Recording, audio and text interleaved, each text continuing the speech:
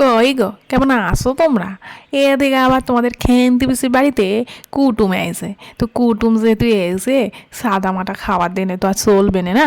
সেই জন্যে আজকে তোমাদের খেন্তি পিসির নাঞ্চে থালি একদম জমজমাট গো।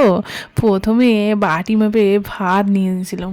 এই বাটি চাপা ভাতের উপর একটা কাঁচা লঙ্কা, লোকজন এসে বলে কথা, একটু তো খাতির যত্ন করতে হবে নাকি। এবার এর মধ্যে নিয়েছিলাম দুটো বেগুন ভাজা আর পনকা শাক, আলু পোস্ত। এদিকার লোক বাবু পোস্ত ছাড়া অন্য কিছুতে সম্মান হয়নি নাকি, সেই জন্যে পোস্ত করেছিলুম।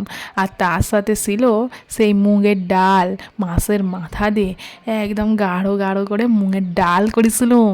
এই খেয়ে পিসির দাদারা এসে বলে কথা, যত্ন আতি না করলে কি আর হয় গো, কি বলেন আপনারা? সেই জন্যে আমিও খুব সুন্দর করে সাজিয়ে দিয়েছিলাম থালাটা, যেমন তেমন করে সাজাইনি বাবু। দেখো তারপর ছিল বড় সাইজের একটা পাবদা মাছ, উপর থেকে এই সর্ষে বাটাটা দিলে ও কি সুন্দর স্বাদ হয়েছিল। সবাই খেয়ে বেশ প্রশংসা করেছিল। হ্যাঁ, একদম সাদা মাটা হালকা পাতলা এই সর্ষে দিয়ে ঝাল। আর তার সাথে ছিল শীতের সেই ধনেপাতা চাটনি গো। তোমরা এখনো কারা কারা খাওনি শীতের এই ধনেপাতা চাটনি, জানাবে কিন্তু, তাহলে তাড়াতাড়ি বাড়িতে বানিয়ে নাও। আর তার সাথে ছিল একটা মিষ্টি, আর সাথে অল্প পাঁপড় ভাজা।